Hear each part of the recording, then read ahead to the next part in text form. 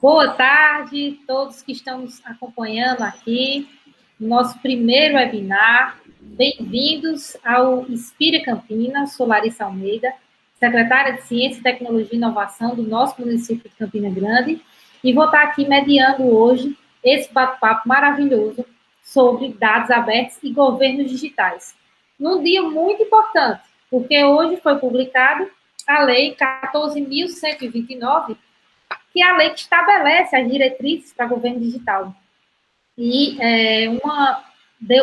coincidiu com o dia do nosso webinário, né, a publicação dessa lei, para a gente poder estar aqui hoje conversando com vocês, falando um pouco, né, inclusive sobre iniciativas que estamos tendo aqui em Campina Grande. Vamos ter a oportunidade também de conhecer um pouquinho de Fortaleza, um pouquinho de Recife também, a partir dos nossos convidados aqui de hoje. Então, nós temos a Mariana Gonçalves, que é engenheira de computação e cientista de dados, do IRIS Lab, Laboratório de Inovação e Dados do Governo do Ceará, é pesquisadora do Insight Lab, Laboratório de Dados da UFC, e gestora nacional do projeto de aceleração da transformação digital do Governo do Ceará. Super bem-vinda, Mariana. Obrigada por aceitar o convite e estar aqui na tarde de hoje conosco. Rafael Dubé, que é o secretário de Desenvolvimento Econômico, Ciência, Tecnologia e Inovação da Prefeitura da cidade do Recife. Muito obrigada, Rafael. Muito obrigada. Gratidão por você estar aqui conosco também.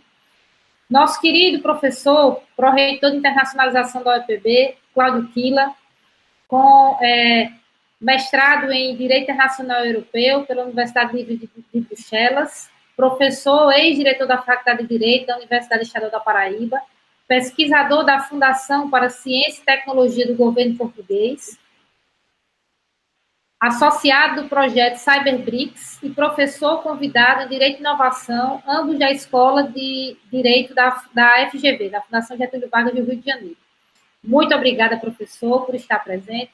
Meu querido colega de secretaria, nosso secretário de Planejamento de Campina Grande, Félix Araújo Neto, doutor em Direito Penal e Política Criminal pela Universidade de Granada, na Espanha, professor efetivo da UEPB e advogado criminalista. Seja muito bem-vindo, Félix. É um prazer ter você aqui conosco nessa tarde, né? Essa tarde um pouco aí, Campina, que chove e faz sol, mas a gente, todo mundo reunido de forma online, da forma como a gente pode hoje, né, diante da pandemia, a gente poder estar falando sobre um importante tema. E antes de passar a palavra, a gente vai começar com o professor Cláudio. Queria só falar, muitas pessoas chegaram para mim me questionando por que dados abertos. E falar de dados abertos, falar do governo digital, é importante porque, primeiro, a gente explicar às pessoas e começar a trazer noções para os nossos cidadãos de temas, né, que a gente escuta tanto falar, o pessoal escuta tanto falar em banco de dados, em processamento de dados. Então, é importante entender que dados são peças, né, de informação estruturada. A nossa querida Mariana está aqui para poder até explicar de forma muito mais precisa, né, Mariana? E quando a gente está falando disso, a gente está falando de uma forma do governo se aproximar, trazer essa informação de forma mais próxima para os cidadãos e de estimular essa participação social, para que a gente tenha, de fato, um governo digital com ampla, né, participação e engajamento de todos, não de forma impositiva por meros instrumentos legais, como a gente tem agora a lei, né?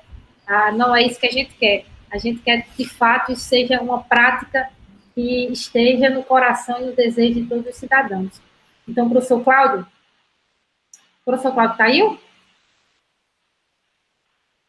Quer o professor Cláudio voltar aqui? Para a gente passar a palavra para ele. Professor? Opa. Foi um susto. Foi um susto rápido aqui, Larissa. Pronto, tranquilo. Pode falar, professor.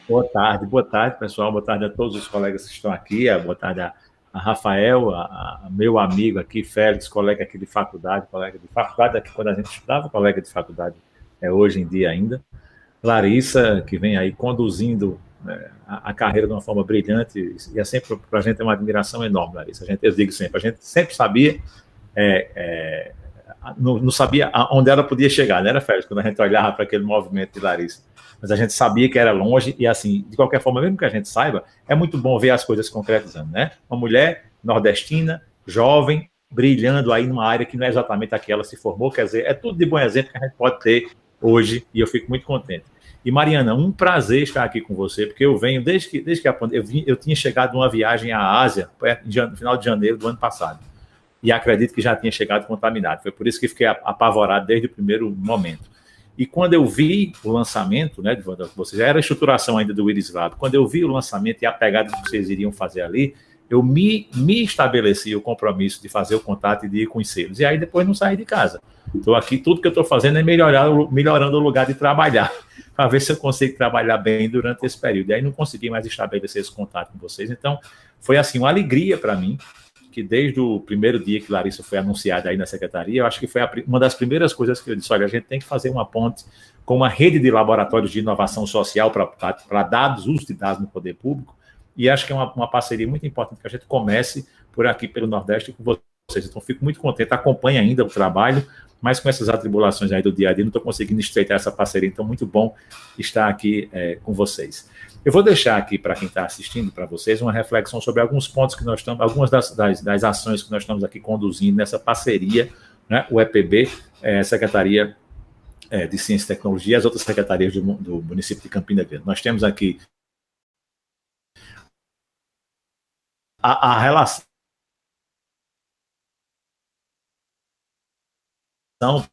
para vocês não tenham dúvida de que é próxima, tá certo?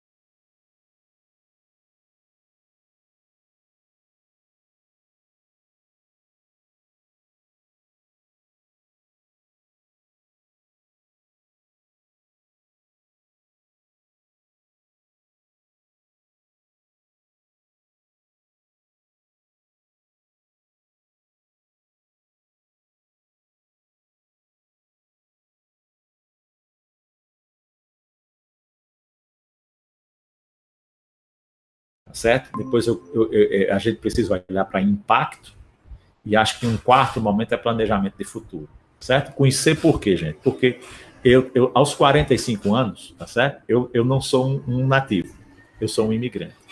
Todo passo novo que a gente dá nessa área, para mim, é uma mudança. E mudança custa. Dominguinhos dizia que canário que muda a pena dói, né? E dói mesmo. Então, para mim, todo passo a mais é um esforço. Eu não sou digital, essencialmente.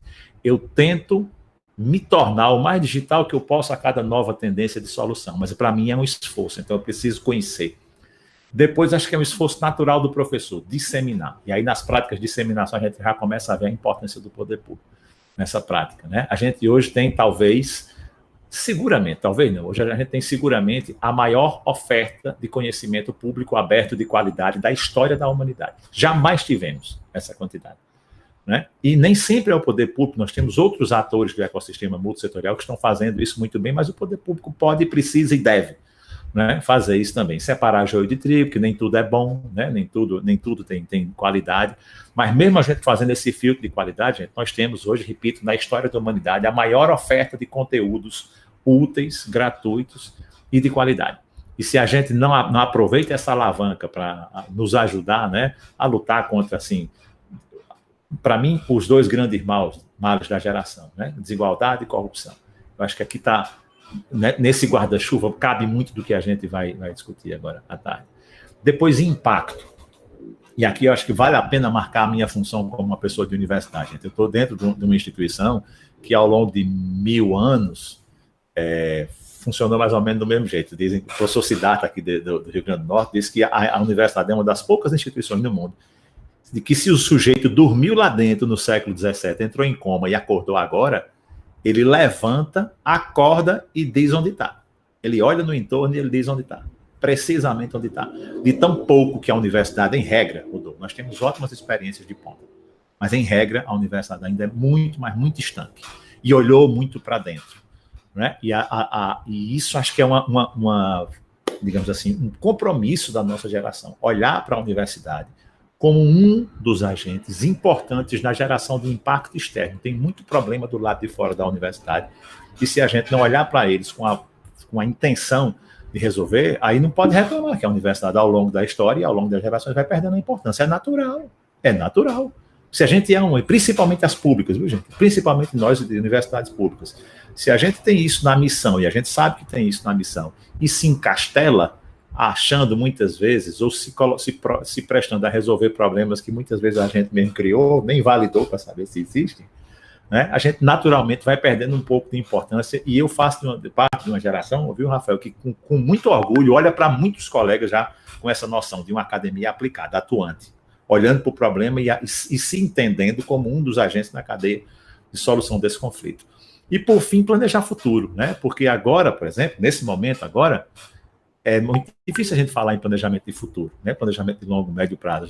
Ninguém está doido aqui não, viu, gente? Nem cego, nem é um bando de geek ou nerd deslumbrado. A gente está olhando para a necessidade do povo brasileiro agora. Sobreviver e comer. A gente sabe, a necessidade hoje é sobreviver e comer. Mas a gente também acredita, estou falando sem procuração dos outros, mas eu acho que é uma preocupação que a gente divide, a gente acha que o aproveitamento desse espaço digital faz parte de um movimento de recuperação, de aproveitamento, de retomada, que a gente vai passar. Ele vai ser uma parcela muito importante disso, né? Então, com base nesses 4 pilares de conhecer, disseminar, impactar e planejar, eu trouxe desde o início da gestão, como a Larissa diz, da madrugada do dia 31 para o dia 1º, a ideia de a gente olhar e tentar fazer um diagnóstico, né, de necessidades digitais, um diagnóstico de inclusão digital municipal, voltado aqui para a cidade. Nós temos muitas intervenções dessas feitas por muitos organismos nacionais e internacionais, mas todos até agora com uma perspectiva particular. O Banco Mundial tem uma ideia disso, né? O Banco Interamericano de Desenvolvimento tem uma ideia disso, o Fórum Econômico Mundial tem uma ideia disso, o SEBRAE tem uma ideia disso, alguns ministérios têm a ideia disso, mas, por exemplo, hoje Campina Grande não sabe qual é a necessidade e qual é o estado de inclusão digital da população. E se a gente não conduz a pesquisa, não conduz o movimento, ainda que incluído numa gama de outros agentes, de outros stakeholders, as perguntas, a gente só sabe as respostas de quem fez. O Banco Mundial fez as perguntas dele de acordo com um recorte metodológico que lhe interessava, e assim fizeram as outras instituições. O Bruno tem esse compromisso desde o início, né, desde a campanha, na verdade, ele assumiu publicamente essa campanha de trabalhar na modernização da cidade. Essa ideia do diagnóstico, Mariana, a gente já tinha aqui na gestão anterior, mas primeiro eu voltei em 2018 para 2019, a gestão já estava se encaminhando para o fim e outras prioridades. E aí, a partir de março, derreteu tudo. A prioridade voltou, como vocês todos sabem, sobreviver e comer. É para isso que a gente olhava. Agora, em janeiro, não. Aí abriu de novo uma janela muito interessante, né? Aí Larissa assumiu cheia de energia, cheia de ideias e disponibilidade para começar a ouvir a Perrei no primeiro dia do ano, né? e a gente já teve algumas reuniões nesse sentido. Os atores já estão mais ou menos aí, gente, todos os atores estão aí. A gente tem benchmarking de ótimas pesquisas de desigualdade, olhando para o digital como canal de desenvolvimento. A gente tem na própria UEPB um centro multiusuário de Big Data para serviços públicos, com ótimos pesquisadores de nível internacional aqui à disposição. Tivemos já algumas reuniões com o professor Tiago. Nós temos já dentro da própria Faculdade de Direito um trabalho brilhante da Maria Letícia, uma aluna minha que acho que vem para o projeto, tentando tornar os projetos de extensão da UEPB mais efetivos, ou seja, a ideia é mapear quais são as necessidades da comunidade antes do professor dizer o problema que eu quero resolver é aquele, né? Vamos validar esses problemas lá fora. Se esse problema realmente existir, ele entra como um dos recursos possíveis para os professores. Então, esses agentes estavam todos gravitando aqui nesse ecossistema, né, da prefeitura. Eu acho que a janela apareceu agora, a gente está tocando esse projeto, queremos aí até no final do primeiro semestre começar a ter algumas entregas, Larissa, e que essas entregas sirvam primeiro, ela se presta nessa associação entre universidade, sociedade civil e órgãos públicos e empresas, setor industrial, ela se presta primeiro a gente entender mesmo, para que possamos aplicar como instituições públicas, políticas públicas mais customizadas, que os dados nos inspirem a ser mais focados, tá certo? Mas ela tem outra função que cai muito no que a gente está dizendo aqui. Esse resultado vai produzir, para qualquer pessoa que tenha interesse em prestar, em oferecer uma solução para Campina Grande, do setor público, privado, inovador, mais ou menos, dados concretos sobre um comportamento que a gente precisa conhecer antes de planejar os próximos passos, né? A gente não chega num lugar se a gente não sabe para onde quer ir. Isso parece muito mais básico do que tudo, né? A gente não chega se a gente não souber para onde vai, né? E a gente, sem um bom diagnóstico, sem um retrato fiel, feito com base nas demandas da cidade, de como estamos nisso, a gente não sabe, por exemplo, qual é a métrica que a gente adota para dizer que Campina Grande hoje é uma cidade bem conectada ou não, fora das métricas internacionais, que colocam a gente em rankings customizados. Vamos olhar para a nossa população, né? Vamos ver aqui o impacto que a gente pode causar, vamos aproveitar dessa riquíssima experiência lateral aqui dos nossos irmãos, começando da região Nordeste, mas se espalhando por outras regiões, onde esses laboratórios se repetem aí como experiências sensacionais, né? De tentar usar a tecnologia para reduzir os males do século, que eu acho que esse é o caminho que a gente precisa trilhar daqui para frente. Então, essa é a visão que eu tenho, e esse trabalho de diagnóstico é o que eu trago hoje dessa relação com a UEPB institucional, mas mais particularmente hoje da Faculdade de Direito e do Centro de Referência em Big Data para Políticas Públicas. Fantástico, professor Cláudio. Muito obrigada pela sua participação e, sem dúvida, é um trabalho de formiguinha, né, professor, que a gente vem fazendo.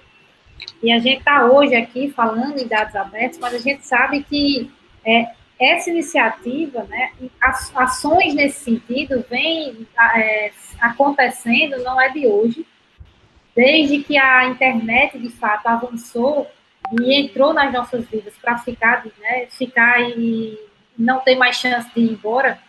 Sem dúvida, se começou a se ter, e aí por vários estudos, principalmente mais do pessoal de ciência da computação do que da gente daqui do direito, mas para mostrar que é preciso que as informações estejam na internet.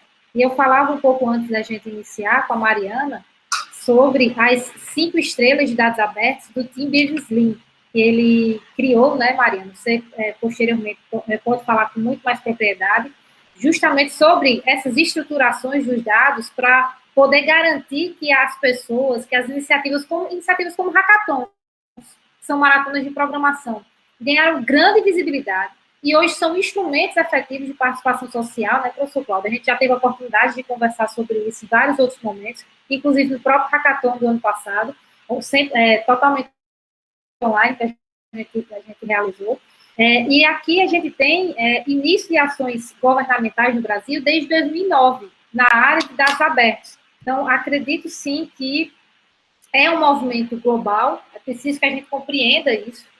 A gente está falando aqui de algo que é muito maior do que a nossa realidade dentro dos nossos municípios. A gente está se integrando a um debate global e de democratização ao acesso à informação.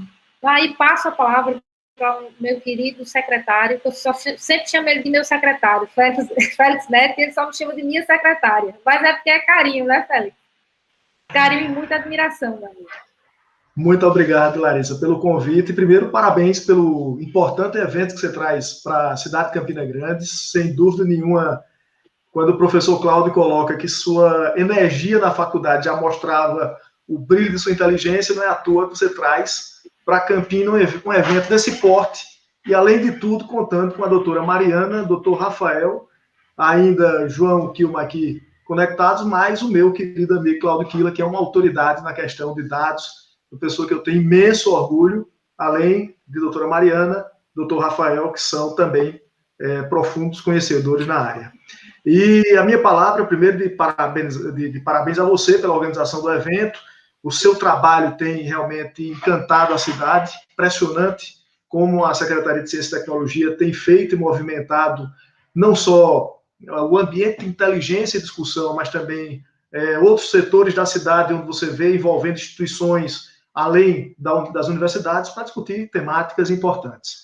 Com relação à nossa participação e o nosso bate-papo, conforme você me convidou, na verdade, para trazer uma discussão com vocês, Cláudio e doutor Rafael, para apresentar uma ideia de um observatório que a Prefeitura de Campina Grande está tentando desenvolver.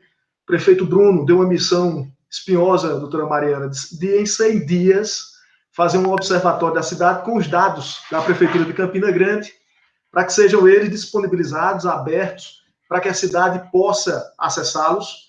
Por exemplo, primeiro na perspectiva de gestão, como uma secretaria pode conhecer a outra, uma secretaria, como é que ela pode ir em busca de dados de outras secretarias? Será que eu preciso ainda mandar um ofício para que o secretário da outra pasta responda, por exemplo, onde estão localizadas as UBSs da cidade, o centro relacionado à saúde mental, enfim, precisamos ainda de entrar em contato pela via formal, no velho estilo de pedir, inclusive, hoje através de meios, evidentemente, tecnológicos, mas está pedindo ao colega informações que são públicas, oficiais e muitas vezes já divulgadas. Essa preocupação já vinha lá atrás com o André Agra e com toda uma equipe técnica, destacando aqui a inteligência de Maelson, de Apuene, de Adolfo, de toda essa turma que iniciou esse projeto. Mas precisava existir diálogo entre as secretarias para poder formar um observatório de dados, ou seja, um observatório inicialmente com informações, será lançado agora nos 100 dias pela primeira-dama. A primeira-dama, Juliana Cunha Lima, tomou a frente desse projeto e, com a inteligência que tem, agregou as diversas secretarias. Ela tem, pessoalmente, inclusive, incentivado e puxado as discussões para que os secretários estejam empenhados em fornecer seus dados. E a CEPLAN entra, então, tentando agregar essa informação, trabalhar com a equipe técnica, dividiu numa grande divisão de tarefas, Rafael, onde entram as demais secretarias. A CEPLAN faz uma espécie de convidar todos para conversar. Mas existe uma gestão integrada entre a STTP, Secretaria de Finanças, Secretaria também, enfim, as mais diversas, a própria CEPLAN, na perspectiva mais técnica, de TI propriamente, e Ciência e Tecnologia, com essa habilidade que a Larissa tem, e Técio, que é que encabeça nessa linha, o contato com as demais secretarias e vários técnicos e várias mãos e várias pessoas. Tanto é que esse observatório, a gente disse que não é da CEPLAN, não é da Prefeitura, é um observatório que a gente quer, na verdade, que seja da cidade. Larissa, se você me permite, eu não sei se eu tenho tempo, eu queria mostrar aqui rapidamente um materialzinho, não sei se o tempo permite, eu sei que a gente está se dividindo tudo em pouco tempo, mas acho que vale a pena que a gente dê uma olhada, em especial porque sei que daqui nós teremos pessoas nos ajudando. Já estou sentindo que Cláudio Quila vai se integrar nesse projeto rapidamente, doutora Mariana também. Senti que o doutor Rafael já mexeu ali para mandar alguma informação de Recife para cá, para a gente já integrar também as cidades. E a gente tem, na verdade, um observatório que, claro, é uma ferramenta de consulta do município, que conta com profissionais da própria prefeitura. Coloca como modo apresentação. Deixa eu ver aqui. Não, aqui embaixo. Tem aqui, ó. Vai, Larissa. Aí vem a tecnologia. Coloca o modo apresentação. A tecnologia com anão. A tecnologia com anão, com a antitecnologia. Deixa eu tentar novamente aqui. Apresentar a tela inteira. Compartilhar. Foi? Não, foi não. Estamos nós. Agora sim. Chegou? Você quer que eu faça a apresentação? Não, coloca no modo apresentação, fica melhor para dar para ver. Aí. É isso aí, né? Foi? Pronto. Pronto, beleza. Porque na verdade tem um outro arquivo também que a gente ia mostrar, mas tudo bem, mas vamos lá. Então, claro, tem várias fases do projeto. O Comitê de Gestor de Tecnologia, que é capitaneado por Gustavo Braga, que é o nosso presidente, e tem como nossa vice a secretária de Ciência e Tecnologia. Ele, então, delegou à CEPLAN essa função de unificar, de unir as secretarias com esse propósito de trazer informações. E quais seriam, então, essas informações? Qual a nossa preocupação? E a gente começa a observar que as secretarias têm dados importantes. Por exemplo, um mapa cicloviário que foi feito, ainda, evidentemente, que isso será feito posteriormente, um estudo mais aprofundado, mas que foi feito de 2015 até 2020, e a gente tem uma cidade com 104 quilômetros, por exemplo, de ciclovia e ciclofaixas, mas que a gente, observando o mapa e verificando o que foi feito, precisa efetuar algumas conexões entre essas ciclovias e ciclofaixas para melhorar o atendimento à população. Isso é um dado específico, por exemplo, da STTP. Mas a STTP já disponibiliza também há um certo tempo dados de ônibus em tempo real, e esses painéis que vocês estão vendo são os painéis do terminal de integração, que mostra o horário exato que o ônibus chega e que vai, evidentemente, cumprir o seu horário como se fosse uma espécie de painel eletrônico, onde já há toda a previsão de chegada, com dados abertos disponibilizados para o Google Transit. Chegando em Campina Grande, se estiver no Açude Velho, através das ferramentas tecnológicas do Google Transit, por exemplo, é possível saber, indo do Açude Velho até chegar à Universidade Federal, qual o ônibus que pega, se vai a pé até que ponto, enfim, é possível já ver isso em Campina. E dados curiosos, Cláudio, como, por exemplo, a quantidade de idosos que utilizaram o ônibus agora do mês de março. Teve 3 campeões aí, evidentemente que esses dados estão protegidos, a gente está vendo aqui numeração. Então, 3 idosos que andaram 212 vezes, o outro 211 vezes, e o outro 206 vezes no período de pandemia, nesse mês agora em março, no transporte público de Campina Grande. Então, a gente começa a observar que tem dados interessantes, por exemplo, aqueles da STTP, mas na sede lá com Rosália, a gente tem os dados específicos, por exemplo, da ocupação hoteleira. Será que a STTP, se precisar reforçar sua frota de ônibus num período em que tenha um atrativo turístico maior, precisa ainda mandar ofício para a sede para obter essa informação? Ou, por exemplo, conhecer, como recebemos esse final de semana, da Defesa Civil, como é que está a questão da nebulosidade na cidade, a intensificação de chuvas e o movimento indo para o litoral. Então, são informações como, por exemplo, que são flagradas no transporte público, de pessoas que têm cartão de deficiente e se passando por deficiente sem ser. E a fraude constatada através da biometria facial, os ônibus de Campina Grande têm biometria facial, e esse senhor que vocês estão vendo aí, evidentemente com os dados protegidos, ele foi flagrado como se fosse essa senhora que é deficiente e, na verdade, não é. Ou uma leitura de dados para saber que a média do idoso que utiliza transporte público em Campina Grande é de 72 anos. Ou saber quantos acidentes de trânsito tem na cidade ou quantos veículos tem em Campina Grande. São dados de gestão e dados que podem servir para tomada de decisões importantes.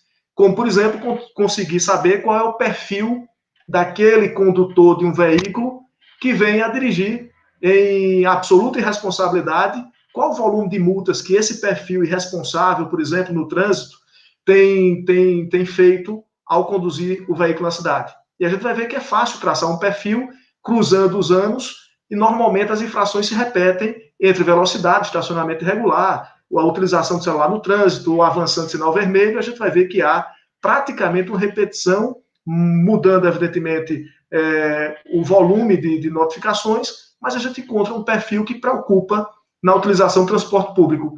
Ou se a gente quisesse integrar a prefeitura, como a gente fez agora recentemente, um curso com o IBGE, com dados sobre, por exemplo, o volume de vendas do comércio durante a pandemia para cá, do comércio de Campina Grande, comparando, por exemplo, Paraíba, Brasil, Campina Grande, Paraíba, Campina Grande, Brasil. Como é que foi isso? Esse dado comparativo entre Paraíba e Brasil, a gente vai ver que exatamente nos períodos de pandemia tem sofrido o pessoal do comércio bastante. Então, são dados que a gente pode trabalhar, são dados que a gente pode cruzar, e é isso que esse observatório tem tentado fazer. Vou mostrar a vocês aqui, Lari, saindo um pouco desse formato que você me pediu para ficar, mas integrando aqui já com a primeira ideia, não sei se você está conseguindo ver aí, do observatório, não sei se você está vendo a página do observatório. Então, aqui foi uma primeira ideia, trabalhada, inclusive, pelo hoje superintendente da STTP, Carlos Dunga, juntamente com Charles e toda a equipe de então, e formou um primeiro olhar voltado para esse observatório, onde a gente tem coisas interessantes, como o próprio planejamento estratégico da cidade, bancos de dados de projetos, a própria história de Campina Grande, aí vem São João, o controle das atividades dos secretários, notícias, mas também o mapa digital, mobilidade urbana, e aí vem a questão da dengue, o Zika vírus, agora vai ser inserida, evidentemente, a discussão sobre o coronavírus, e a gente quer chegar ao ponto, Lari, eu posso fazer isso, você me protege aí, na verdade, eu vou mostrar o que está acontecendo agora. Careca não queria deixar nem Adolfo, mas eu vou mostrar aqui, tá certo? Você rebelde, qualquer coisa você me defenda. E é o que a gente quer chegar a isso aqui, Cláudio. Dá uma olhada, uma camada em que a gente tem a cidade dividida em seu zoneamento, aqui por cores a gente vai encontrar, por exemplo, a divisão de bairros, Zona Sul, Zona Oeste, enfim. A gente vai, em cima disso, dessa plataforma, nós podemos jogar camadas. Por exemplo, onde estão as escolas públicas da cidade? Onde estão os ônibus em movimento? Onde a gente encontra as paradas de ônibus? Onde é que a gente encontra ônibus, escola e algum equipamento de saúde? Onde é que a gente pode cruzar e vejam que a gente vai ter uma ferramenta de gestão, e é isso que o prefeito Bruno vai montar, evidentemente que eu não vou apresentar agora o que já tem, o prefeito vai fazer isso nos 100 dias, no dia 12, mas seria só para deixar aqui uma pitadinha, seria, por exemplo, você observar onde é que tem centro de saúde na cidade, onde é que tem centro de saúde mental, e tentar com isso ir cruzando dados para que a gente possa tomar decisão de gestão a partir de dados específicos e não propriamente estar tomando a partir de pedidos de informação de secretaria, de ofício, que a gente venha, portanto, a estar analisando no papel e no estilo antigo. Evidentemente que esse projeto, claro, já concluindo, não é projeto de um só, a gente tem uma equipe extraordinária, impressionante, grande, tanto de técnicos, de pessoas ligadas à parte de TI, também do envolvimento dos secretários, e aí das mais diversas pastas, que cada um tem apresentado um diagnóstico de gestão, que a gente está unificando e tentando disponibilizar para a população, em dados abertos, esses números para estudo, não só estudos científicos e universitários, mas para que a cidade possa conhecer, para que as universidades possam estudar, para que aqueles que vêm investir em Campina Grande possam decidir o local do seu negócio, enfim, que a gente tenha uma cidade com dados abertos para as pessoas que queiram consultar. Muito obrigado, Lari. Era isso aí que eu tinha para comunicar, estou à sua disposição. Um grande abraço. Um grande projeto, sem dúvida. Grande como Campina merece, né, Félix? Isso. E eu fico muito feliz de dar a nossa singela contribuição. Você vem de forma brilhante, conduzindo esse projeto, que vale ressaltar aqui o nosso querido amigo, né, André Agra, começou lá atrás, a gente está tendo a oportunidade de ampliar esse projeto. Esse projeto, gente, é importante que vocês saibam que a gente vem trabalhando nessa perspectiva. Quando a gente fala de dados abertos, são dados acessíveis, reutilizados e redistribuídos. A gente vem trabalhando nessa perspectiva para trazer para Campina Grande essa visão de observatório. Já tivemos a oportunidade, né, Félix, de sentar com instituições que também têm observatórios já bem consolidados, como a Federação das Indústrias do Ceará.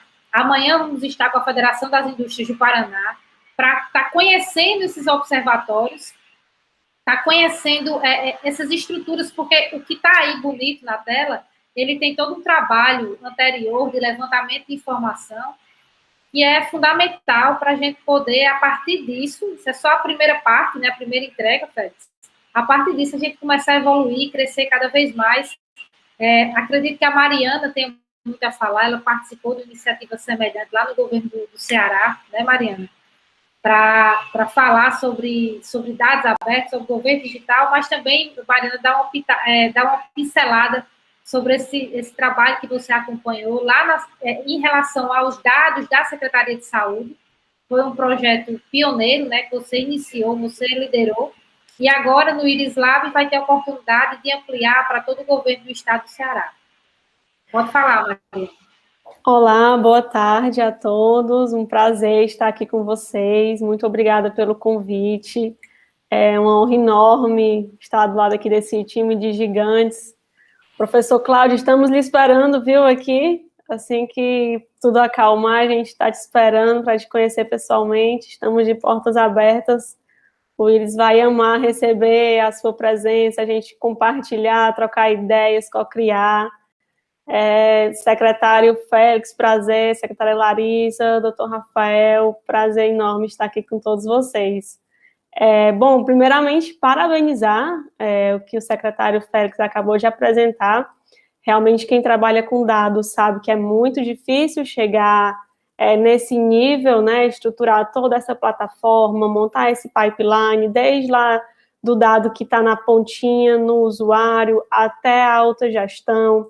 A gente realmente enfrenta muitos desafios nesse caminho, mas, como eu estava falando para a Larissa, é um trabalho sempre muito gratificante, porque hoje a gente sabe que a tomada de decisão baseada em dados é um caminho sem volta, né? Não existe mais uma tomada de decisão empírica, como o professor Cláudio estava falando, pelo feeling do gestor, né? A gente sabe que, realmente, hoje em dia, até um respeito com o nosso cidadão, que a tomada de decisão ela seja realmente baseada em dados e, acima de tudo, transparente. Então, é por isso, assim, que há esse fomento tão grande ao redor dessa publicização de dados, como a secretária Larissa estava falando hoje, foi publicada a Lei de Governo Digital, que é super importante, e no artigo 1º da lei ele já fala sobre a desburocratização, que é algo que nós enfrentamos, que nós sofremos dia a dia, como o secretário Félix falou.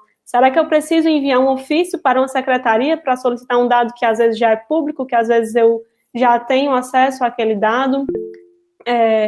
Então, realmente, são muitos desafios, e é um trabalho que a gente vê hoje no Estado, que diminui realmente aquela lacuna de diferença social. A ONU tem a transformação digital como um dos princípios para a redução da diferença social, para que a gente possa chegar àquelas famílias, alcançar aquelas famílias, principalmente as famílias mais vulneráveis, né?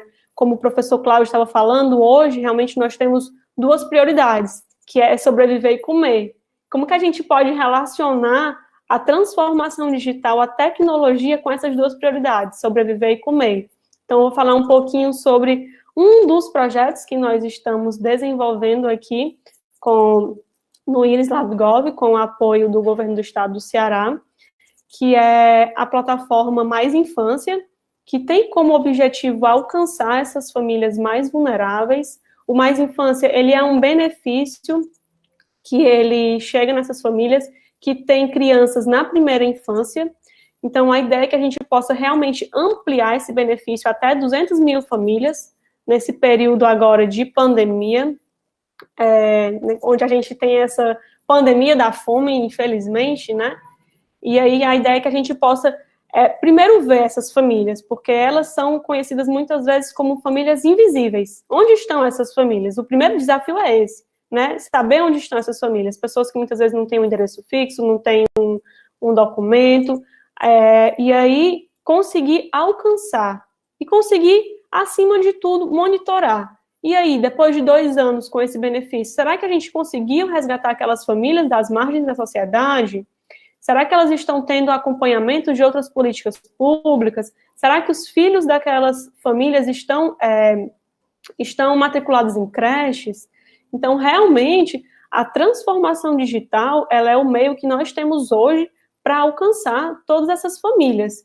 A gente fala muitas vezes sobre barreira tecnológica, mas, assim, quem viaja para o interior sabe que essa barreira, ela é muito mais uma barreira de idade do que financeira. Eu vou muito para o interior mesmo, e eu vejo que lá, muitas vezes, as casas não têm um banheiro, mas as pessoas têm um smartphone e têm Wi-Fi em casa. Não tem sinal de telefone, mas tem Wi-Fi em casa.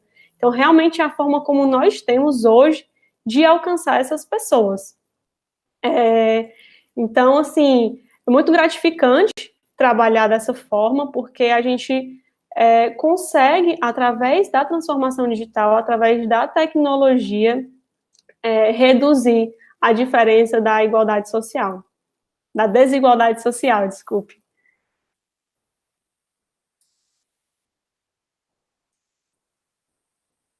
Larissa?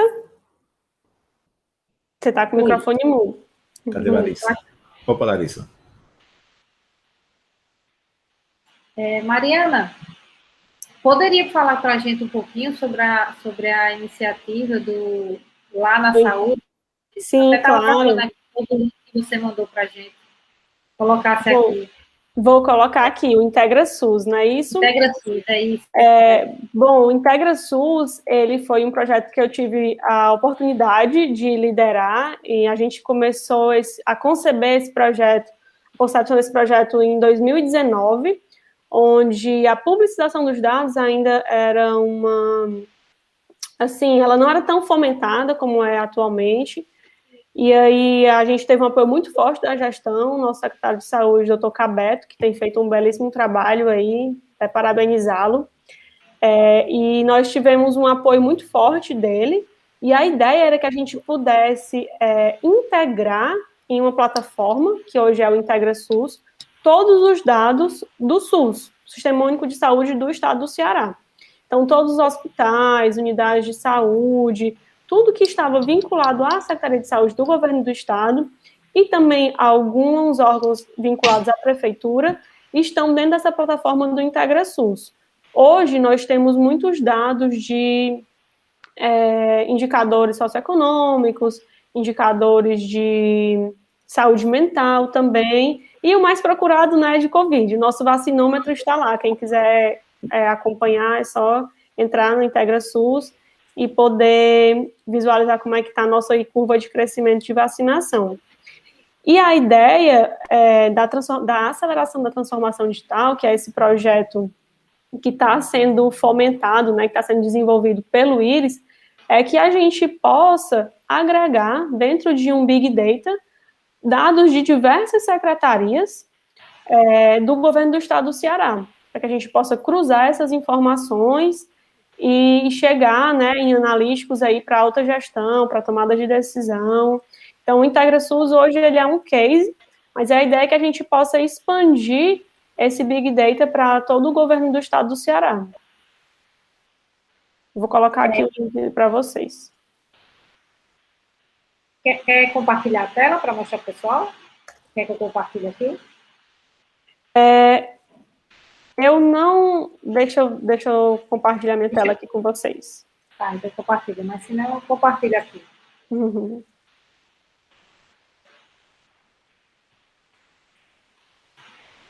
Vocês já estão vendo minha tela? Estamos. Pronto, aqui é a carinha do IntegraSUS. E que nós vamos lá para os indicadores.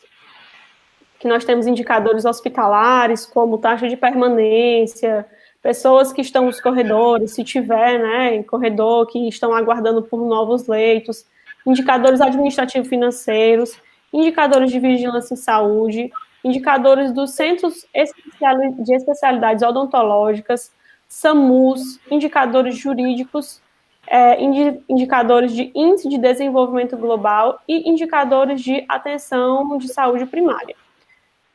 Nós podemos acessar também os indicadores da Covid-19.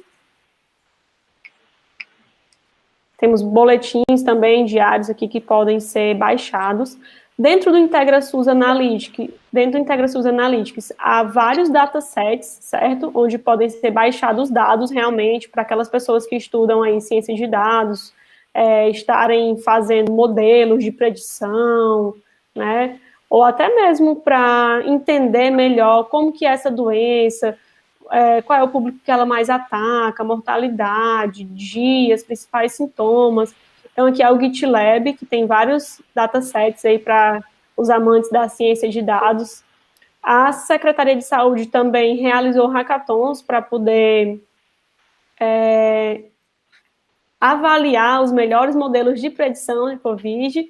Eu não posso falar sobre isso com muita propriedade, porque já tem um tempinho que eu saí da Secretaria de Saúde, estou no IRIS, mas, assim, nossa parceria continua, então estou sempre em contato com eles.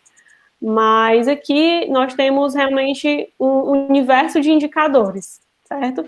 Quem quiser e tiver interesse aí, tanto da gestão como o pessoal da ciência de dados, realmente tem muita coisa aqui para ser explorada.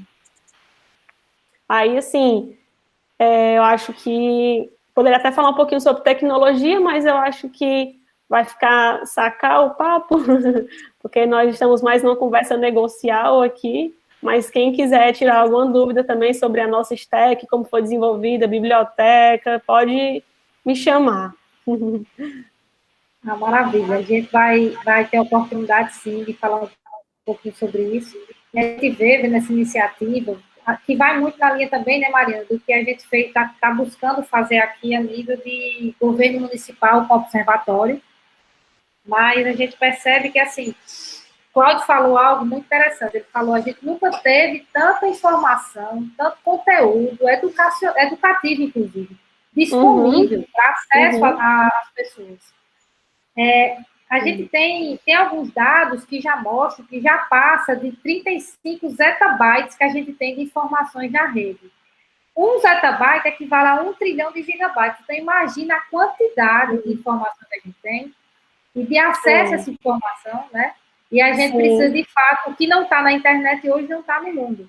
E a gente precisa, de fato, que essa informação, e eu acredito que isso, eu acho que é o diferencial, não é só ter um espaço de você colocar a informação lá, mas você colocar ela de forma acessível, ou seja, a leitura de máquina, né? Então, usando ali as 5 estrelas de dados abertos do Tim Berners-Lee, você não ter só uma informação lá estruturada em PDF, mas você ter, pelo menos, né, a partir de um Excel, ou de melhor ainda, né, um CSV, para poder máquinas ler essa informação, fazer esse cruzamento e gerar conteúdo que possa ser os gestores, seja os cidadãos utilizarem.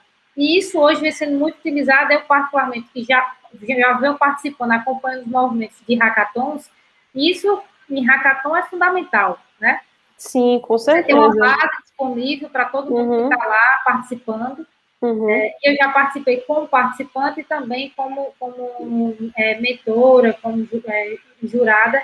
É fundamental que a gente tenha uma estrutura de base estruturada para que a gente possa entrar aí com o pessoal de ciência de dados e fazer a mágica, porque é uma verdadeira mágica que se faz para a construção de informação a partir desses dados estruturados. Eu queria passar a palavra para o Rafael, para que a gente possa inserir Recife aqui, né, Rafael? A gente falava um pouquinho antes da paixão que o recifense e o campinense têm por sua cidade, né? Acho que a gente acredito que somos imbatíveis no Brasil. O amor do campinense por sua cidade, o amor do recifense também. Acho que a gente se bica, né, Rafael? Verdade, Larissa, mas é uma paixão boa pela cidade, né? Uma paixão boa, do bem. Do bem, não é xenófoba, né? É uma paixão de orgulho da cidade, no sentido de que a gente tem que trabalhar pelo amor à cidade, para deixar ela cada vez melhor, né? Então, nesse sentido, é uma boa paixão que nossas duas cidades alimentam, né? Queria te agradecer pelo convite, prazer participar aqui desse evento, junto com Mariana, com Cláudio, Félix, todo mundo que está acompanhando aqui o debate. Uma satisfação para a gente ver também todo o Nordeste aqui, ou pelo menos uma parte relevante aqui do Nordeste, né? Não estão todos os estados aqui representados, mas temos vários estados aqui representados, fazendo esse movimento conjunto na mesma direção de uma prestação no serviço público digitalizado como uma ferramenta para melhorar a qualidade do que é oferecido ao cidadão. Aliás, adorei a expressão do Cláudio de tocar de ouvido à gestão pública. Eu vou incorporar essa expressão aí, viu, Cláudio? Citando a fonte, mas gostei muito dessa ideia de que a gente não pode mais, não há mais espaço para a gestão pública, eu diria assim, amadora, né? A gestão pública baseada no feeling ali, no sentimento que a pessoa tem, ignorando toda a riqueza que os dados produzidos hoje em abundância nos permitem para desenhar uma política pública com mais eficácia, né? Para atingir realmente o propósito que a gente quer com o menor custo possível. Então, eu acho que essa diretriz aí é muito central. Então, eu queria parabenizar vocês aí pela apresentação, parabenizar o esforço aí de Campina Grande nessa área, no Ceará também, realmente várias iniciativas inspiradoras também para o que a gente vem fazendo aqui no Recife. E queria compartilhar um pouco do trabalho que a gente vem fazendo aqui na cidade, para a gente ir dialogando e vendo de que maneira a gente vai, na gestão pública, fazendo um Ctrl-C, Ctrl-V das boas iniciativas que os outros estão tocando, né? E para que a gente tenha um ganho coletivo. Ainda bem que a gente está discutindo justamente dado aberto aqui e não patentes ou restrição de acesso, e nesse tema de gestão pública a gente tem sempre que primar pelo dado aberto. E aqui no Recife, a gente tem uma tradição forte, assim, já de alguns anos, de tentar deixar com máxima abertura, acessibilidade, todos os dados da cidade. Foi criado muitos anos atrás o Portal de Dados Abertos do Recife, que a gente trabalha com a ideia de que os dados têm que ser o mais completo possível, primários, acessíveis, processáveis por máquina, né, livre de licença, né, e sem formatos proprietários, para justamente permitir que aplicativos sejam criados pelos cidadãos, por empresas, por organizações da sociedade civil, daqui da cidade ou de fora, justamente para a gente criar novos projetos a partir dos dados, dos insumos oferecidos pela máquina pública. Não faz sentido a gente ter um tesouro de dados e deixá-los fechados, sabendo que muitos projetos podem surgir a partir dessas iniciativas. Então, o Portal de Dados Abertos aqui do Recife já tem quase 10 anos, já ganhou diversas premiações assim, relacionadas a dados abertos, junto com o Portal de Transparência da cidade, que também foi um dos pioneiros aqui em termos de estados e municípios, e que tem trabalhado com um grau de transparência bastante alta. E agora, mais recentemente, a gente vem também tentando avançar ao máximo a agenda da inovação aberta aqui no Recife, né? A ideia da inovação aberta é um pouco um contraste com a ideia da inovação fechada, entre aspas, né? Que seria aquela inovação feita in-house, como se diz, né? A inovação feita dentro de casa. Então, na lógica tradicional de uma empresa, a empresa antigamente tinha o seu próprio laboratório de pesquisa e desenvolvimento e tentava desenvolver toda a sua inovação com aquele grupo do laboratório ali internamente. E o que a gente tem visto é que a riqueza de produção de tecnologias novas pelo mundo não autoriza ninguém, nem nenhuma empresa, mesmo as grandes empresas, de não buscarem inovação fora do ambiente da empresa. Então, cada vez mais empresas e governos passaram a aderir à ideia da inovação aberta, de buscar inovação não apenas dentro do seu corpo, mas também do que está sendo produzido fora de suas estruturas. Então, para isso, várias iniciativas têm sido feitas aqui, a ideia de fazer hackathons e tudo mais, mas uma das que a gente está se debruçando mais agora é fazer em conjunto com as universidades sediadas aqui no Recife, em particular a Federal do Pernambuco, a Federal Rural de Pernambuco, a Universidade Católica e a Universidade Estadual, a UPE. A gente está desenvolvendo um portal de desafios públicos, né, na linha similar aos challenge.gov, né, que existe lá nos Estados Unidos e que algumas instâncias governamentais aqui no Brasil também já estruturaram.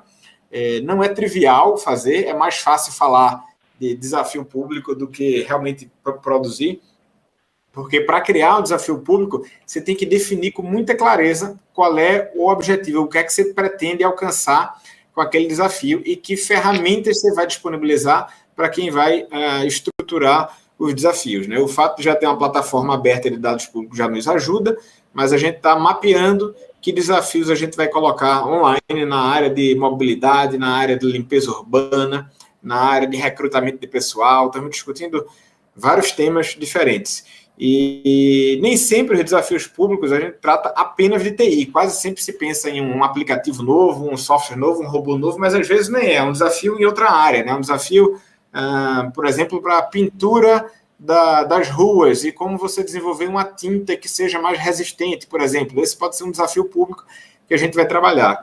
E uma outra associada a essa é como é que a gente vai escolher os premiados, né? Grosseiramente, a gente pode trabalhar com um modelo de abrir o desafio, estabelecer um prazo, digamos, de 30 dias, 60 dias, e depois, a partir dessas propostas, premiar a que foi a melhor. Mas tem um outro modelo que provavelmente teria um resultado melhor para a administração pública, mas é difícil de desenhar, a gente está se debruçando sobre isso, que é colocar uma meta para que alguém atinja e o desafio ficar aberto em caráter permanente na internet. Quem conseguir atingir aquela meta seria premiado. A grande vantagem desse modelo, comparado com o outro, é que muitas vezes em hackathons e nesses desafios públicos que são feitos com prazo, a gente consegue até premiar alguém que entregou o melhor produto, mas o produto muitas vezes é um protótipo de um protótipo. Ele ainda você recebe um software ali que foi o melhor software naquele hackathon, mas a administração às vezes tem dificuldade de incorporar aquilo ao dia a dia da administração, porque aquilo ainda não está realmente pronto, né? Então, uma solução é a gente colocar essa métrica e só quando for atingida aquela métrica é que a empresa, o grupo da sociedade, o grupo de estudantes, enfim, seria premiado, porque aí o prêmio, o produto entregue, melhor dizendo, já poderia ser plenamente incorporado à administração pública. Outra solução que a gente vem discutindo em relação aos hackathons em vez de simplesmente premiar quem entregou o melhor produto ao final da maratona ali de um final de semana, o premiado, na verdade, ganharia direito a uma bolsa para desenvolver melhor o produto ao longo dos meses subsequentes. E aí sim, entregar um produto que possa ser já usável, né, já incorporado plenamente à gestão pública. Então, esse é outro desafio que a gente vem discutindo. Sobre o tema dos governos digitais, e essa lei nova aprovada hoje, né, sancionada hoje, eu fico até muito feliz de ter participado de boa parte da evolução da legislação que a gente tem nesse tema no âmbito federal nos últimos anos. Eu estou agora aqui na Prefeitura do Recife, mas nos últimos anos eu estava trabalhando lá em Brasília e tive a oportunidade de participar da elaboração lá atrás da Lei de Acesso à Informação, posteriormente do Decreto 8777, que virou o Decreto de Dados Abertos do Governo Federal, e mais recentemente essa própria lei, agora sancionada hoje. Eu participei de boa parte da discussão na época da elaboração e da tramitação da lei, quando eu trabalhava na Câmara dos Deputados, justamente com um dos autores do projeto de lei, o deputado federal Alessandro Molon.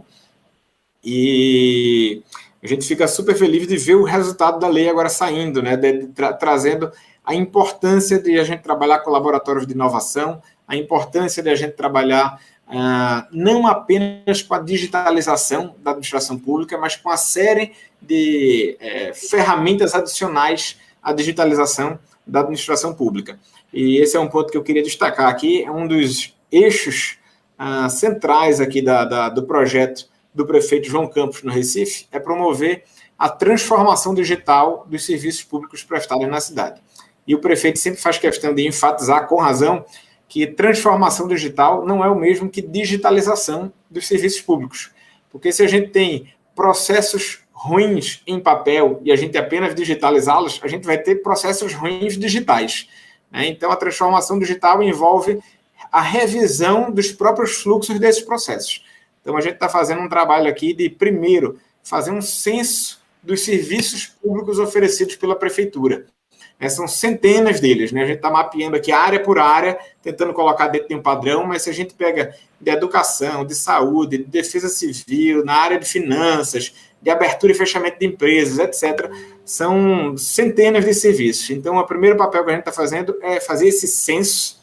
Parte desses serviços hoje já são prestados online, a maior parte já é, um pedaço ainda não é, mas a gente está, sobretudo, revendo os fluxos desses serviços, para otimizar o trâmite deles, rever por quem tem que passar, se pode passar simultaneamente, como é que é o processo de revisão, para que a transformação digital não seja simplesmente ter o calvário pelo qual o cidadão às vezes passa em papel, passe a ser um calvário online, que às vezes é até pior, né? Porque soma toda a dificuldade do processo normal com o sistema caiu, travou lá porque tem uma informação digitada errada, etc. Então, estamos fazendo esse processo e alguns dos grandes avanços que a gente já tem, assim, muito visíveis, eu destacaria agora aqui três que já estão aqui bem concretos para a população do Recife.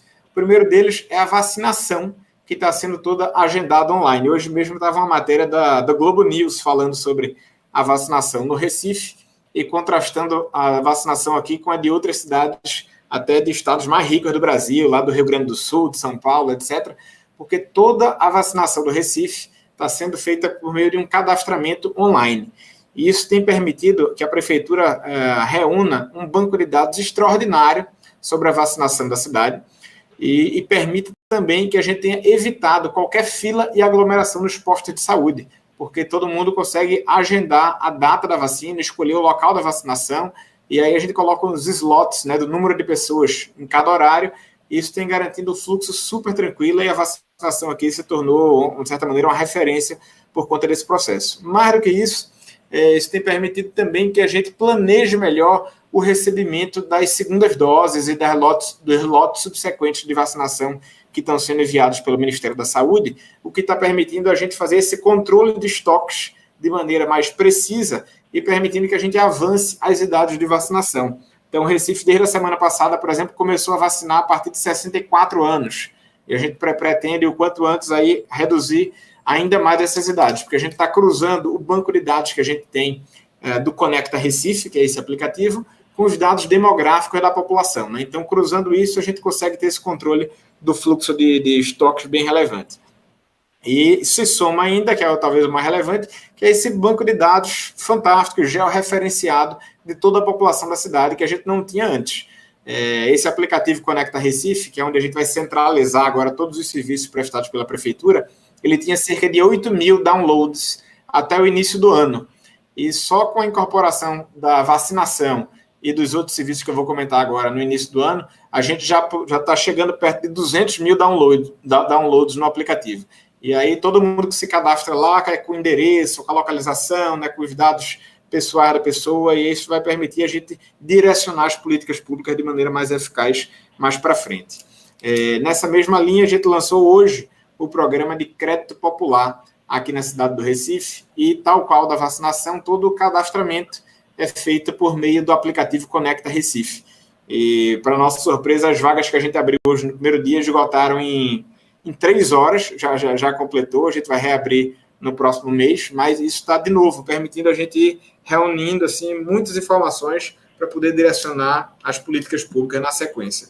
E uma das que a gente já está fazendo com esses dados é uma política de atendimento de saúde, que é o projeto chamado Saúde em Casa, que foi até premiado essa semana num congresso da área de saúde, que está permitindo justamente a gente fazer o teleatendimento das pessoas, inicialmente com foco em Covid, mas a ideia é expandir progressivamente para outros tipos de atendimento, e começa basicamente com, a expressão em inglês é um symptoms check, né, que é uma checagem de sintomas. Primeiro a pessoa passa por um formulário lá com um conjunto de perguntas básicas para ter uma ideia da situação dos sintomas dela.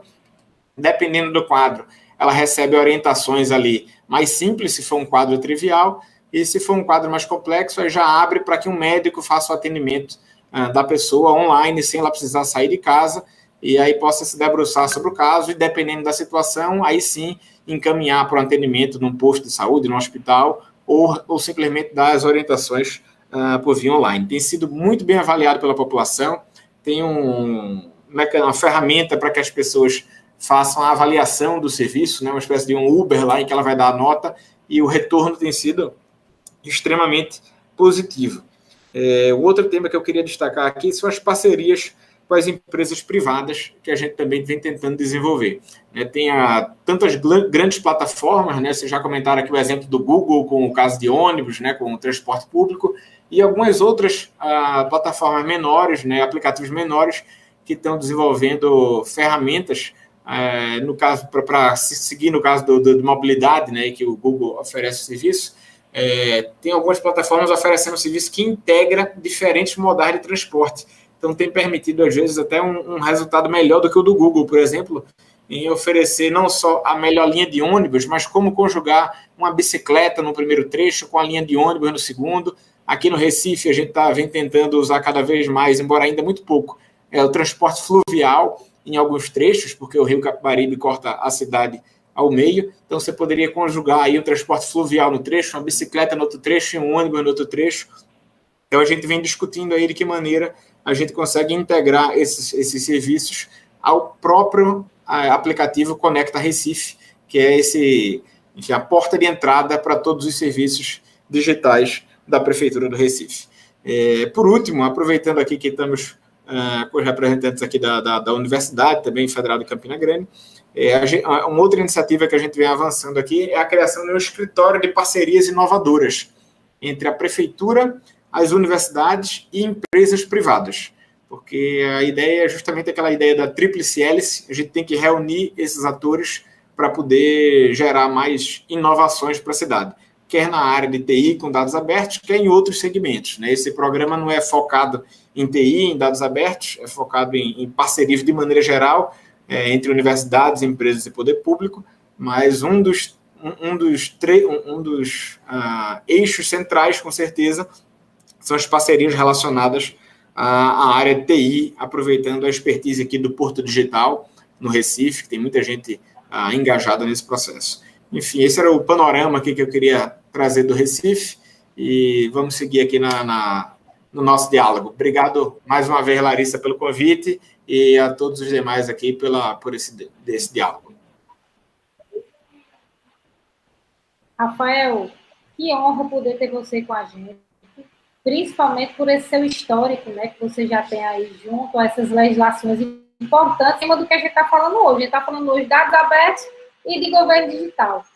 Eu queria perguntar uma coisa. O Conecta Recife, vocês estão usando o login único do governo federal? Vocês estão participando da rede GovBR?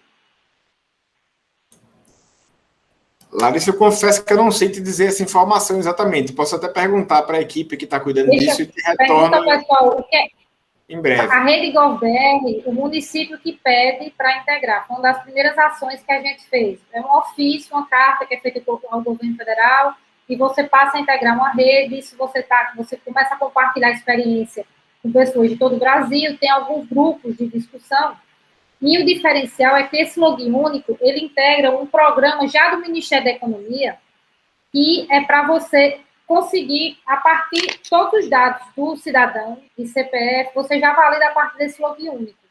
Existe também a questão do compartilhamento de tecnologia, até de tecnologias como reconhecimento facial, por exemplo, você tem como município solicitar e ter essa tecnologia em parceria o governo federal cedendo para o município utilizar. Biometria, reconhecimento facial, tem uma série de coisas. A gente vem tendo, desde a primeira semana de governo, reuniões de sequência com a Secretaria Nacional de Governo Digital, já por conta dessa preocupação. Isso também, aí, juntamente, devo destacar aqui, parceria com o Félix Neto, né, que foi quem me passou aí a missão de caminhar com o projeto do Andos, né, Félix? Que é uma parceria do governo alemão com o governo brasileiro. Eu participei, Rafael, semana passada, do International Smart City Network. Foi um evento muito rico, que contou com participações do Brasil, Peru e México. Índia, infelizmente, por questão de fuso horário, não conseguiu participar. Mas a gente compartilhou, e aí eu falo isso porque foi muito isso que você falou, da experiência do usuário. E o usuário é o usuário da prefeitura, é o cidadão. Essa preocupação em você desenvolver, que o Cláudio também falou, que é comum de todos nós aqui, né? Comungamos disso. Você está pensando em soluções para o município, mas não pode ser com o seu achismo. Tem que ser em cima de fato do que vai resolver o problema do cidadão e não levando toda a burocracia que a gente encontra hoje no papel para dentro de estruturando ela em dados e levando ela para o cenário digital. A gente realmente tem que pensar fora da caixa e revisitar vários processos que a gente tem dentro das prefeituras para que a gente optimize eles e automatize o máximo possível. Assim, eu acredito que a gente consegue acelerar e entrar no ritmo do que vai o decreto 10.332, que tem as estratégias de governo digital, dessa lei, a 14.129, que é muito importante para você que está nos assistindo. Ela saiu hoje no Diário Oficial da União, foi extremamente pertinente, né, para o nosso evento. E ela traz, por exemplo, conceitos como do que é dados abertos, dado acessível, formato aberto, governo como plataforma. Muito do que a gente falou aqui, plataformas de governo digital, transparência ativa, ela traz os conceitos disso dentro da lei. E algo que eu achei muito interessante, ela trazer que princípios e diretrizes do governo digital e da eficiência pública. Ela começa logo falando de desburocratização, modernização, fortalecimento e simplificação da relação do poder público com a sociedade. Então, veja que a gente precisa, de fato, revisitar com um novo olhar como é que a gente vai estar criando esses trâmites internos nossos para poder estar prestando serviço à população.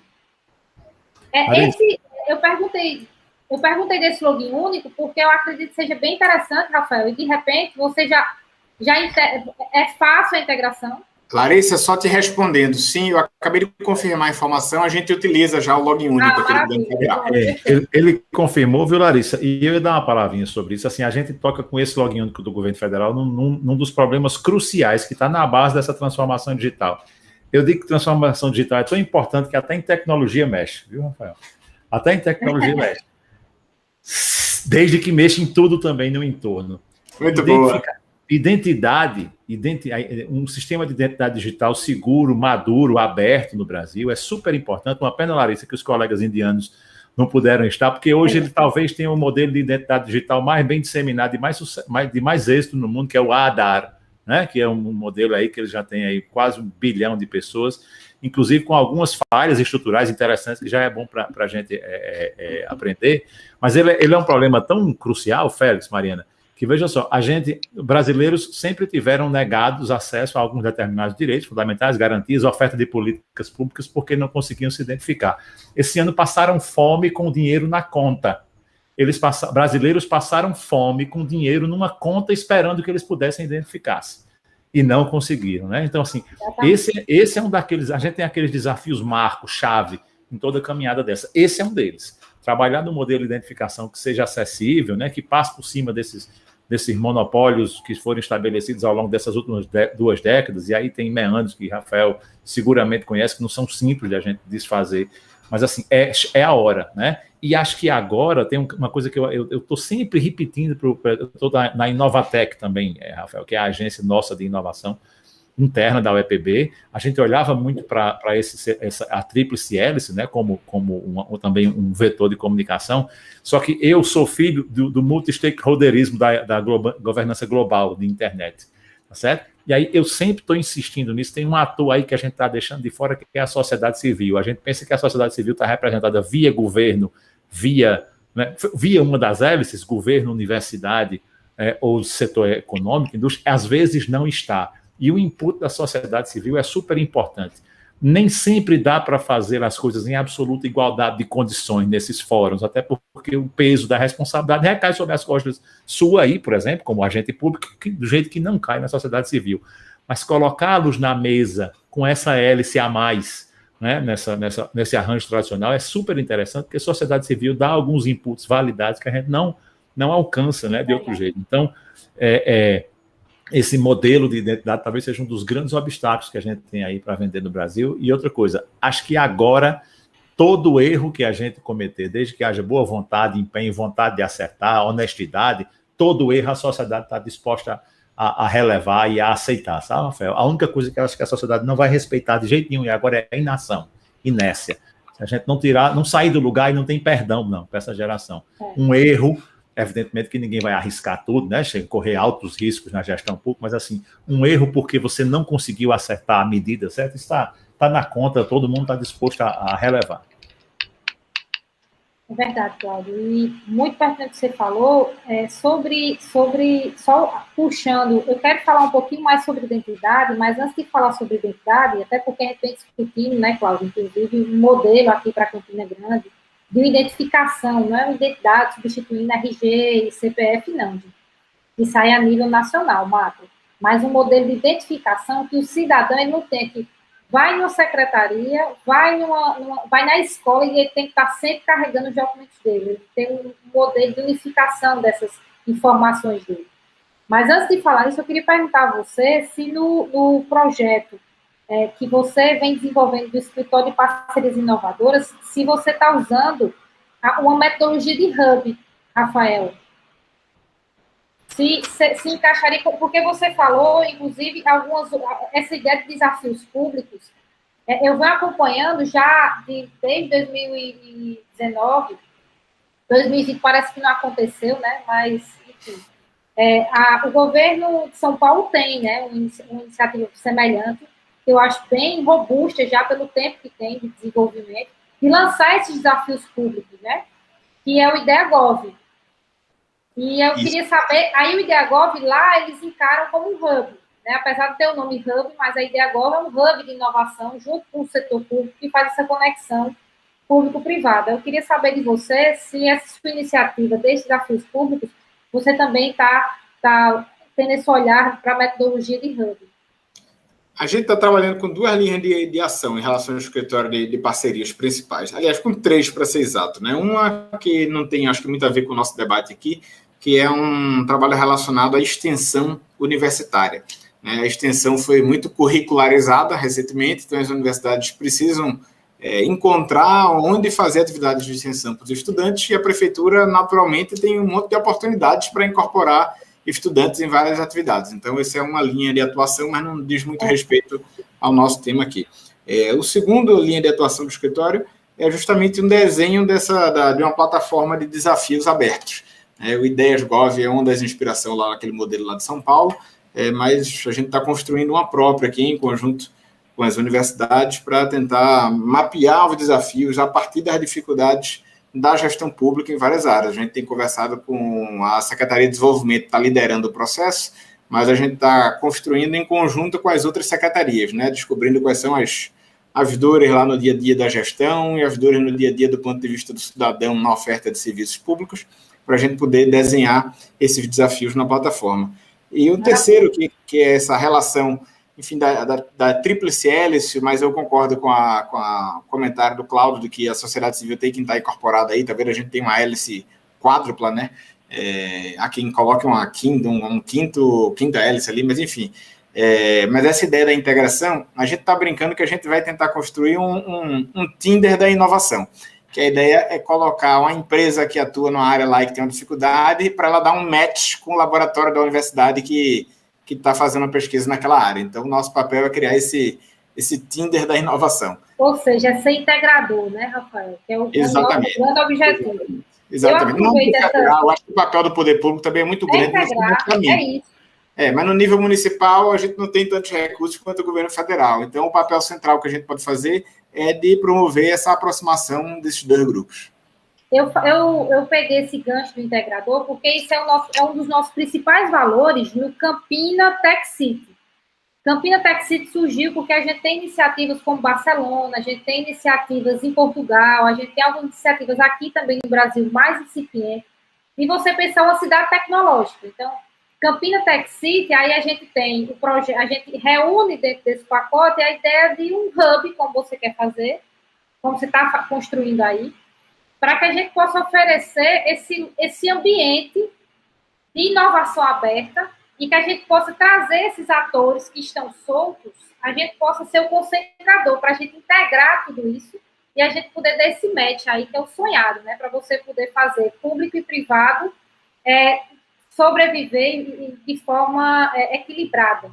E, sem dúvida, fortalecendo o privado, porque vai gerar emprego, porque vai trazer mais impostos, vai melhorar a arrecadação de impostos, e o principal, né, que vai colocar, sem dúvida, o prato com comida na mesa do trabalhador, no trabalhador geral, nosso cidadão aqui, seja Campinas, seja Recife, seja Fortaleza.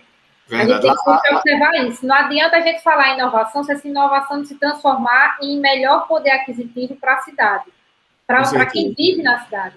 Quem vive na cidade, somente nesse período de pandemia, é quem mais vai precisar da gente poder ter esse olhar e mostrar novos caminhos.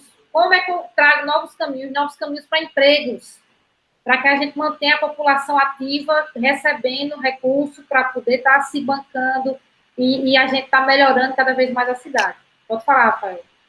Não, eu ia concordando contigo, né, nesse ponto. Assim, os países que conseguiram dar um salto de renda, eles conseguiram fazer isso incorporando tecnologia em suas atividades produtivas. Eu acho que esse é o grande desafio que a gente tem aqui no Brasil, é incorporar tecnologia nos serviços, na indústria, na agricultura, então todas as atividades econômicas que a gente explora aqui no Brasil. E a gente tem, de certa maneira, um potencial enorme aí, subexplorado, que é a nossa capacidade científica. Muita gente ignora isso, mas eu gosto sempre de dizer que o Brasil é uma das grandes potências científicas do mundo. Quando a gente compara dados sobre publicações científicas em periódicos internacionais, Brasil e Coreia do Sul ficam praticamente empatados. Né? Um é o 13º, o outro é o 14º do ranking mundial, ou 12º, 13º, dependendo do ranking utilizado. Mas ficam ali entre o 10 e o 15, ambos com mais ou menos, dependendo do indicador utilizado, com mais ou menos 80 mil artigos publicados em periódicos internacionais. É a mesma ordem de grandeza. A Coreia está pouca coisa na frente. E aí o grande desafio é quando a gente vai converter isso realmente em tecnologia que vai ao mercado, em produtos que vão gerar uma nota fiscal ali, né?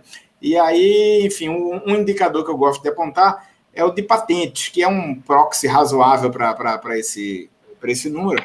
E apesar de a gente ter uma produção científica equivalente, a Coreia, aliás, o Brasil registra no escritório de patentes americano cerca de 350 patentes por ano. E a Coreia do Sul, com a produção científica parecida com a nossa, registra 20 mil patentes por ano. Então, como pode, com a produção científica igual, a gente converter isso em 350 patentes e eles em 20 mil? Isso daí é um desafio evidente, assim, é um problema grave, um gargalo, claro, do nosso sistema produtivo, tecnológico, que a gente precisa endereçar. Por isso que eu valorizo tanto esse aspecto da aproximação. E, claro, só ter patente não basta, porque patente é um primeiro passo, depois você precisa explorar aquela patente, licenciar, ou ceder, ou estimular um professor a atuar como um empreendedor tecnológico, né? Mas é um passo já relevante a atividade de patenteamento, e, aliás, eu quero, nesse aspecto, parabenizar aí o trabalho que vocês têm feito na Paraíba. Eu não sei como é o dado na Universidade Estadual, mas eu sei que a Federal de Campina Grande e a Federal da Paraíba estão entre as maiores patenteadoras do Brasil, né? Primeiro lugar no Brasil é a Federal da Paraíba, segundo é a Federal de Campina Grande, e a UEPB está entre os 50, não sei exatamente. Entramos na lista dos 50 junto com o movimento. Estamos na luta.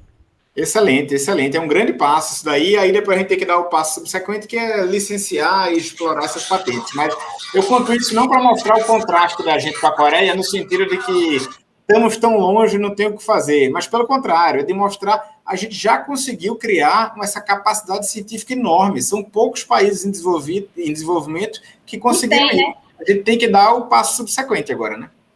A gente, inclusive, fazendo eu acho que é importante a valorização, inclusive, do que é produzido no local, aqui no Brasil. E aí eu destaco que o CertBio, que é um laboratório, inclusive eu tive hoje com o professor Marcos Vinícius, deixo um abraço aqui, o registro, já falei até em entrevista sobre o trabalho do CertBio, muito enriquecedor para a cidade.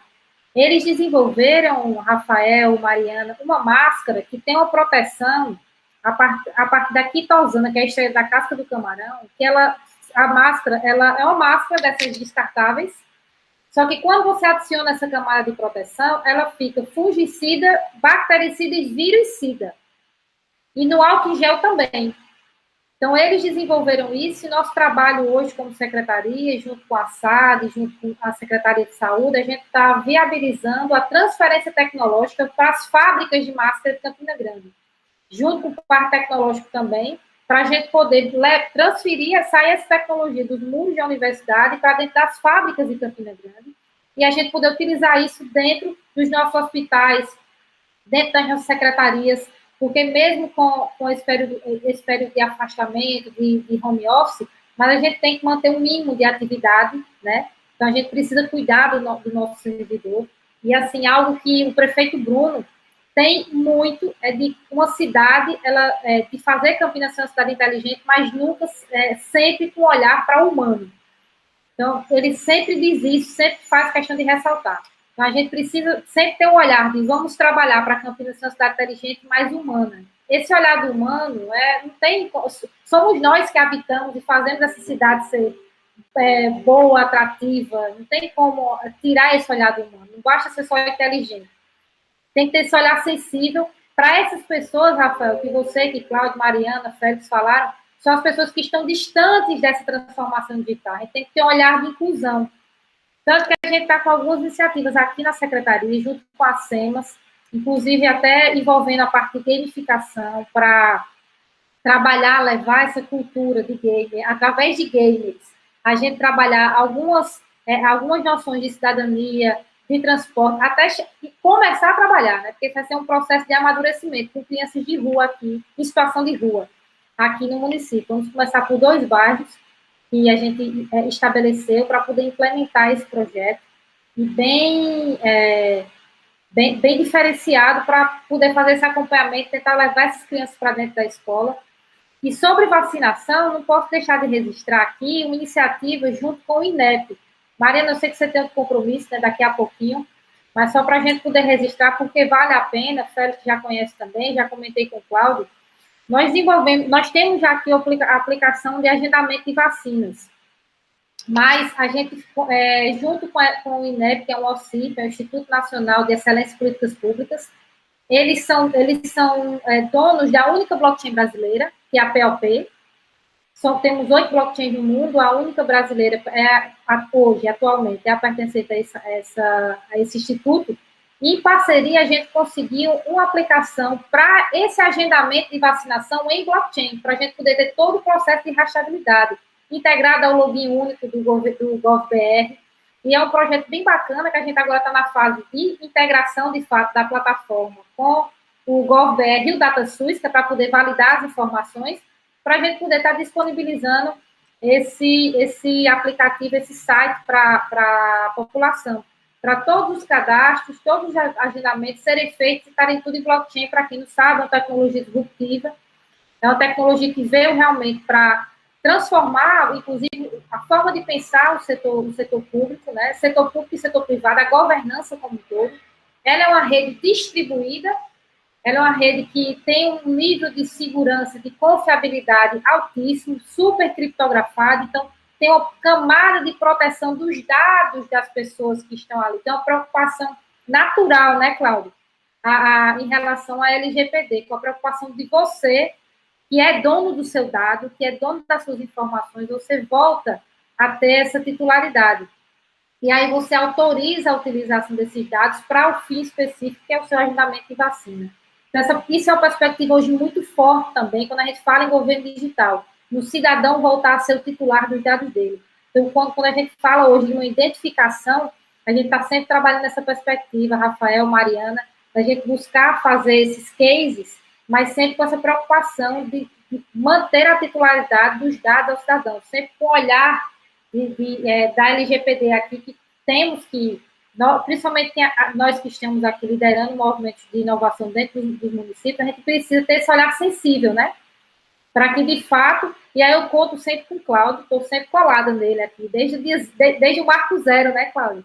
A gente já vinha desenvolvendo um trabalho junto ao Comitê de Proteção de Dados da UAB Paraíba, né? Fomos a primeira seccional aqui que, de fato, montamos o assessment, tivemos uma entrega real, né, de proteção e de evolução para caminhar para conformidade completa para a lei, né, Cláudio? E aí, mas deu stand-by porque vim assumir essa missão maior para a minha amada Campina Grande. Estou muito feliz com a confiança do meu amigo, nosso prefeito Bruno Lima, para que a gente possa caminhar nesse sentido. E aí, deixo essas contribuições. Queria saber se mais algum colega, Cláudio, Mariana, Rafael, Félix. Eu vou deixar só uma palavra de despedida, Larissa, e assim, da importância da gente fazer encontros assim, e assim, mesmo que não precisa ocupar uma hora da agenda de todo mundo, que eu sei que é muito complicado, mas assim, a gente se stalkeia mais fácil também hoje, né? Um procura sempre saber do que é o outro, e isso tem uma importância talvez maior do que o que a gente imagina. Gestores públicos, gente, estão muito inseguros no momento de muita necessidade de inovação como essa. A relação do serviço público do Brasil e o risco é uma percepção muito ruim ainda. A gente não trabalha uma boa percepção de risco no serviço público no Brasil.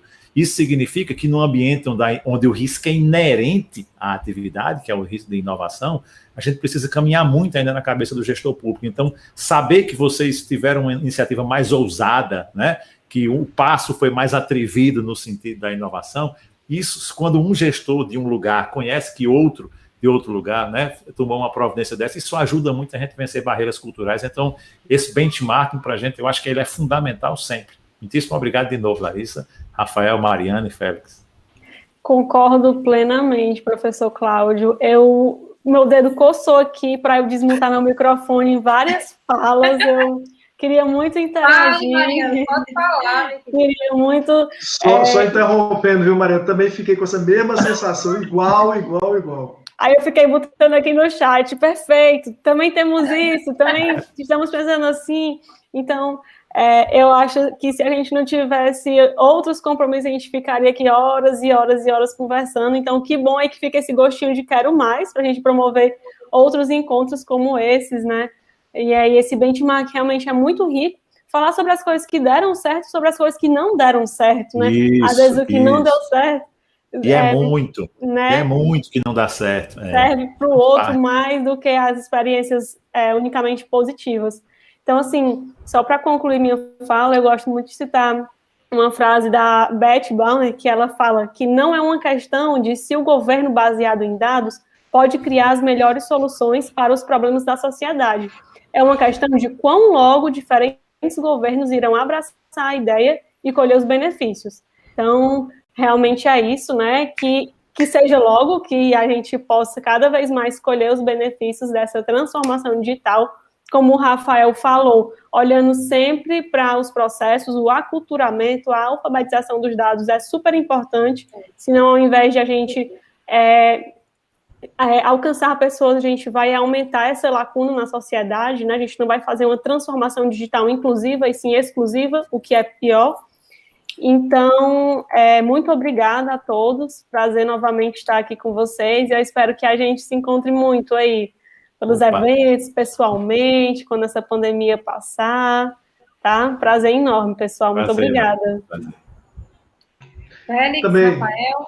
Também, Larissa, apenas para agradecer, primeiro o seu convite, o convite do seu time para fazer parte também dessa tarde e noite extremamente agradável, com pessoas preparadas, sensacionais, incríveis de ponto de vista de agregar conhecimento.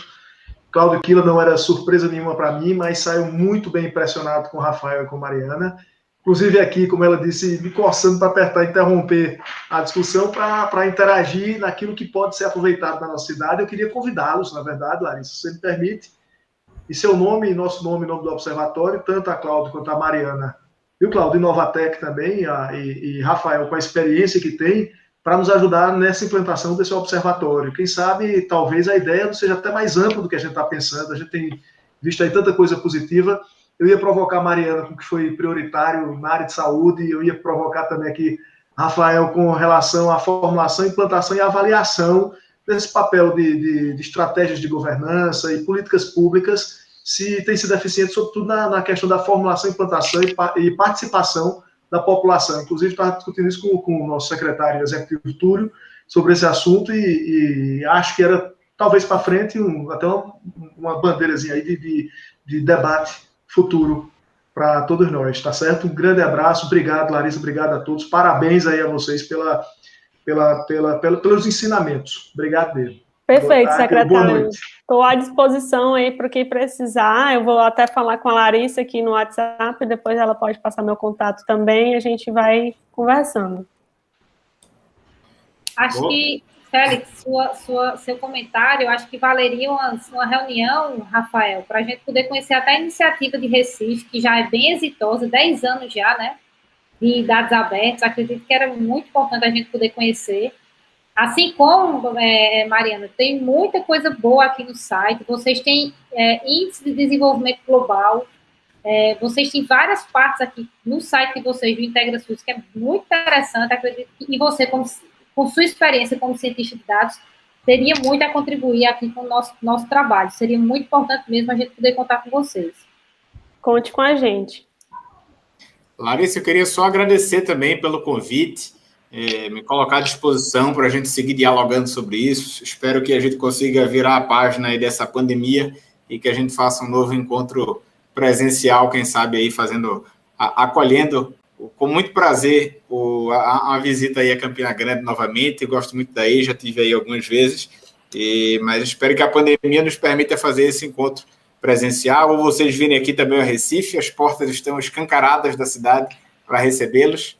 E vamos seguir dialogando. Um grande prazer conversar com você, Larissa, com Mariana, Cláudio, Félix e o pessoal que está nos acompanhando aí também online. Muito obrigado. Rafael, muito obrigada mesmo. Aliás, obrigada a todos vocês, porque a agenda de vocês é disputada, né? A gente vive aqui se dividindo em 1000 compromissos para poder realmente prestar um ótimo serviço. E eu agradeço muito mesmo a participação, a disponibilidade de todos. Isso é só o primeiro contato, né?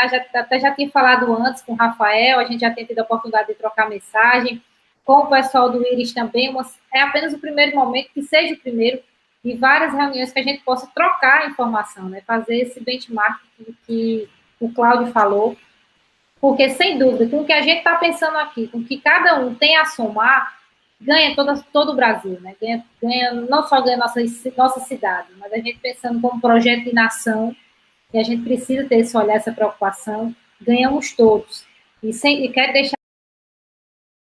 aqui rapidamente, que me mandaram, como está desativado, né, o bate-papo, então muita gente mandou aqui parabéns, mandou um abraço, o Marcos Vinícius do INSS, Cláudio, mandou aqui, foi o Félix que me avisou, a Soraya, que está à frente do nosso Cine Municipal, um abraço, Soraya, muito obrigada por estar acompanhando com a gente, o Ari, que é professor da Federal, que é um dos diretores do VITS, um laboratório fantástico que a gente tem aqui, Técio, Careca, que me acostumei, Félix, com o nome de Careca. Fica difícil chamar outro nome que não ser Careca.